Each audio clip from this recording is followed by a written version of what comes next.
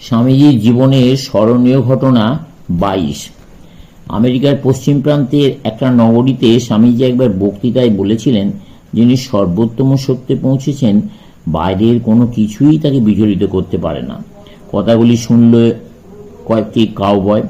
তারা ঠিক করলো স্বামীজির উপরই স্বামীজির এই কথার পরীক্ষা চালাতে হবে। স্বামীজি তাদের গ্রামে বক্তৃতা করতে গেলে তারা একটি টব উল্টে তার উপরে দাঁড়িয়ে তাকে বক্তৃতা করতে বলল। স্বামীজি একটু দ্বিধা না করে তাই করলেন এবং মুহূর্তের মধ্যে বক্তৃতার মধ্যে ডুবে গেলেন। এমন সময় তার কানের দুপাশ দিয়ে শোঁ শোঁ শব্দে গুলি ছুটতে লাগলো। স্বামীজি কিন্তু একটু বিচলিত না হয়ে বক্তৃতা চালিয়ে গেলেন। বক্তৃতা শেষ হলে সেই ছেলেগুলি তাকে ঘিরে দাঁড়ালো, করমর্দন করে বলল, হ্যাঁ, তুমি সত্যিই খাঁটি লোক। স্বামীজির জীবনের স্মরণীয় ঘটনা 23। স্বামীজি তখন আমেরিকার সমাজে সুপ্রতিষ্ঠিত। কোনো এক রেল স্টেশন ট্রেন থেকে নামা মাত্র স্বামীজিকে বিপুলভাবে সম্বর্ধনা করা হচ্ছে। এমন সময় একটি নিগ্রো কুলি এসে তার দিকে হাত বাড়িয়ে বলল, সে শুনেছে তিনি তারই স্বজাতীয়, তার গৌরবে নিগ্রো সমাজ গৌরবান্বিত, অতএব সে তার করমর্দনের সৌভাগ্য লাভ করতে চায়। স্বামীজি সঙ্গে সঙ্গে সেই কুলির দিকে হাত বাড়িয়ে বললেন, ধন্যবাদ ভাই, তোমাকে ধন্যবাদ। কুলিটিকে তিনি বললেন না যে তিনি নিগ্রো নন। আমেরিকার অনেক হোটেলে তাকে নিগ্রো মনে করে ঢুকতে দেওয়া হতো না এবং তাঁর প্রতি দুর্ব্যবহার করা হতো, কিন্তু কখনো তিনি বলতেন না যে তিনি নিগ্রো নন।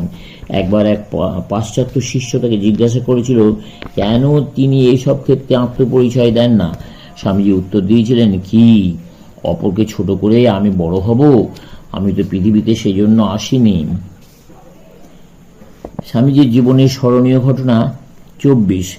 ফরাসি দেশের প্রখ্যাত অপেরা গায়িকা মাদাম এমা কালভে। আমেরিকায় তার বিরাট খ্যাতি, কিন্তু ব্যক্তিগত জীবনে তার শান্তি নেই।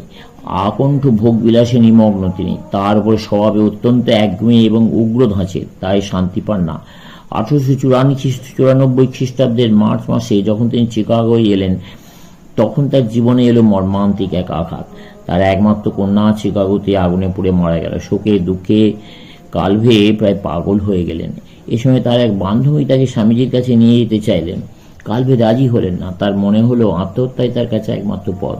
সেই চেষ্টাই করলেন তিনি। বারবার চেষ্টা করলেন, আত্মহত্যা করতে বিফল হলেন। শেষে একদিন যন্ত্রচালিত পথ হঠাৎই হাজির হলেন স্বামীজি যেখানে থাকতেন সেখানে। বৈঠকখানা ঘরে অপেক্ষা করছেন। এমন সময় স্বামীজি ডাকলেন ভেতরে। মন্ত্রমুগ্ধের মতো ভেতরে ঢুকে দেখলেন স্বামীজি ধ্যানা আসনে বসে আছেন। চোখ না তুলে শান্ত মৃদু স্নিগ্ধ স্বরে স্বামীজি বললেন, বাছা, কি ঝোড়ো আবহাওয়ায় না তুমি নিয়ে এলে? শান্ত হও, এটা একান্ত প্রয়োজন।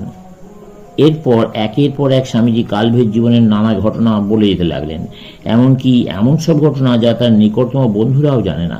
কালভে বেশ কিছুক্ষণ থাকলেন স্বামীজির সান্নিধ্যে। তারপর বিদায় নেওয়ার সময় হলে স্বামীজি বললেন, তোমাকে সব ভুলে যেতে হবে, আবার খুশি ও সুখী হও, শরীরটা সুস্থ করো। চুপ করে বসে শুধু দুঃখের কথা ভেবো না।